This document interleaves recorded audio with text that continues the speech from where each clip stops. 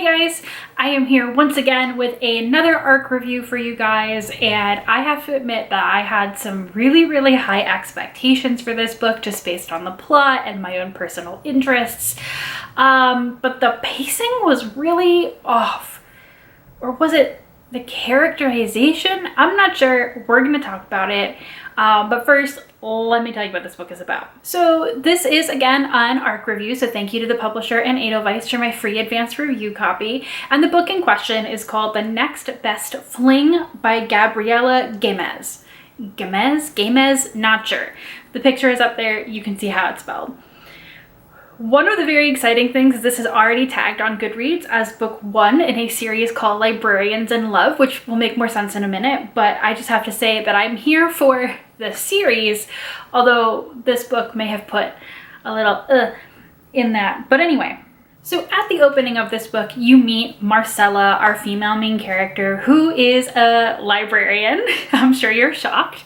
And she is living her best life, her dream job as a youth slash teen librarian.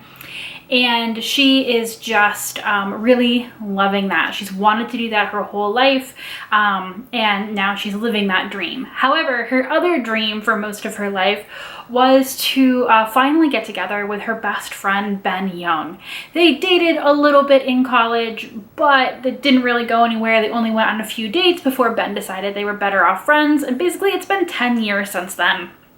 And for about 7 or 8 of those years, Ben has been in a relationship with another woman, and in fact, at the beginning of this book, he tells Marcella that he is ready to propose to said girlfriend, soon-to-be fiance. Marcella is, of course, devastated by this news, but she decides that, you know what, this was clearly never meant to be. She's got to get over it, and she has to force herself to try to be happy for this couple. She was actually friends with Ben's fiance before he was, but they have, of course, grown apart since Marcella is very much Ben's closest friend, but, not in the way she wants. So as the engagement party gets underway, Ben's older brother, Theo, re-enters the picture. Marcella has met him once briefly in a very bad situation. He was very drunk. He ended up breaking a lot of things. He was a little violent. It was a little weird. But he has been playing in the NFL for the Dallas Cowboys, and he comes back for the engagement party, even though he and Ben are not on great terms. But Marcella, in an attempt to try to avoid being really seen at the engagement party, tries to, run away early, as introverts do, and overhears Theo getting ready to drunkenly confess his feelings for Ben's fiance. Come to find out that this fiance lived near Ben and Theo growing up, and Theo loved her first, but she never really got together with Theo and is now with Ben. So Theo's on his way to kind of try to break up the engagement party, and Marcella is faced with a choice. She's like, this might be exactly what I want, or it could be the most terrible thing in the world. And Marcella, because she is trying to be a good person, the better person, is like, no. Like, this cannot happen. So she convinces Theo not to do it, brings him home to her apartment because he's very drunk and should not be driving or existing on his own. So when they roll back up to engagement festivities the next day, everyone assumes they have hooked up, and thus shenanigans begin. To try to cover for their own really awkward feelings and try to, basically help each other out through this process, Theo and Marcella decide that a fake relationship is exactly what they need to navigate this, with one caveat.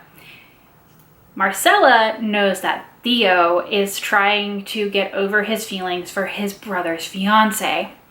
Theo knows that Marcella is also in a rut, but he has no idea that those feelings are for Ben. That will simmer for a little bit.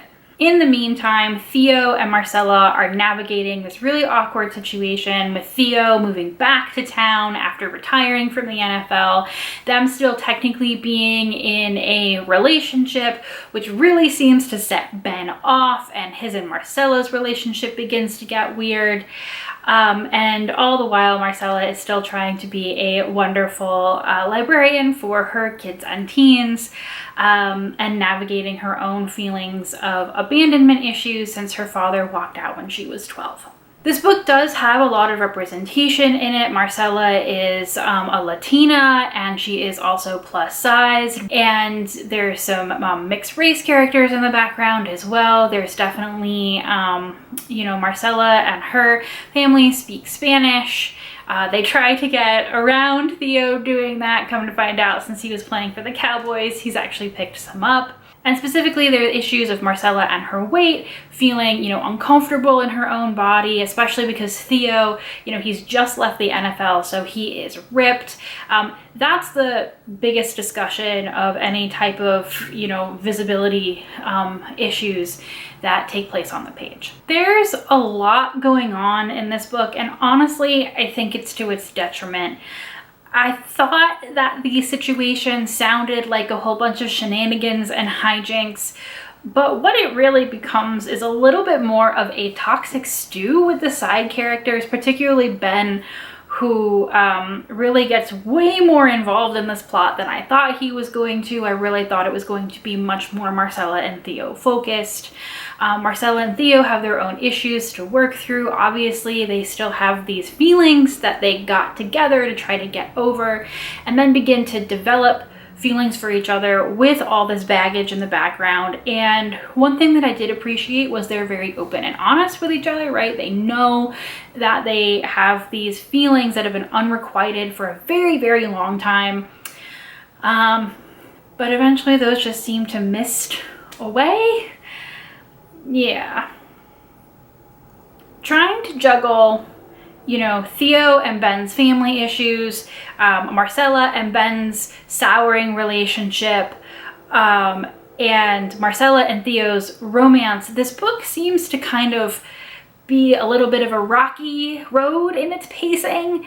It just never really seems to know exactly where it wants the focus of certain things to come from. And because of that, I don't know, I just had a really, really hard time becoming invested in the characters.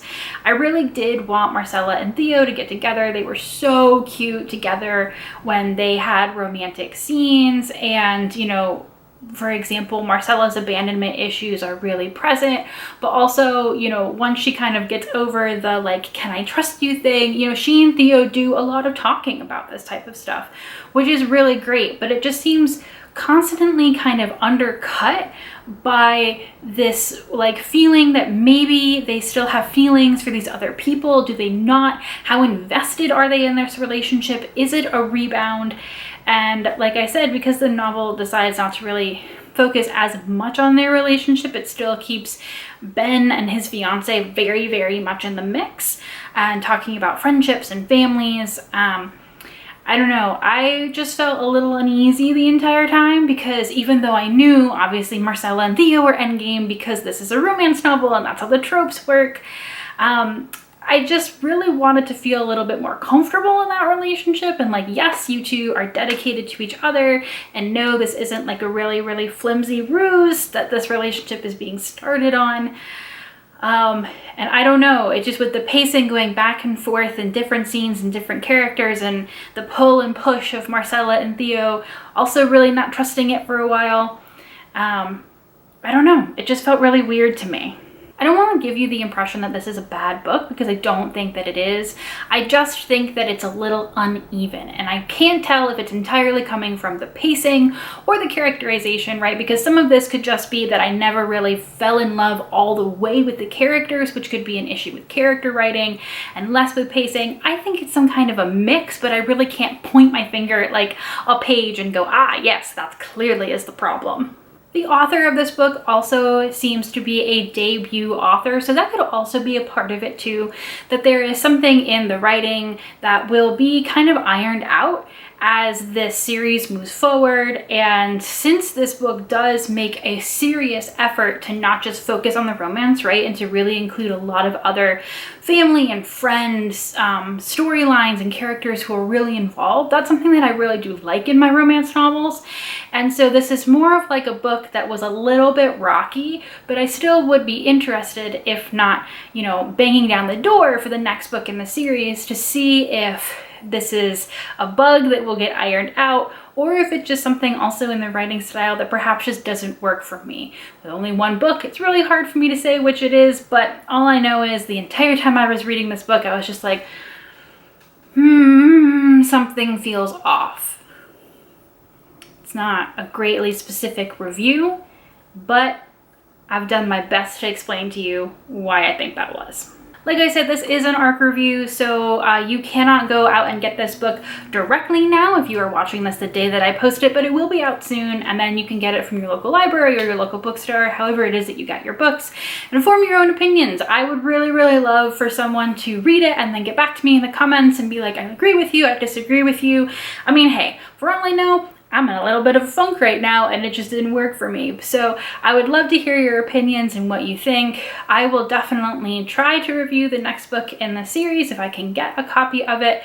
Whenever it comes out, it doesn't have a title or a release date as far as I can tell yet. But again, I love the premise and I love that this plot was complicated from the beginning.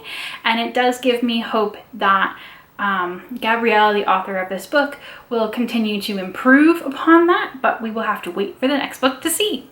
Alright guys, that is all that I have for you today. So I am, I think, more back in like a reading flow, which is really exciting. So hopefully I'll see you guys next week with another ARC review. Thanks guys. Bye.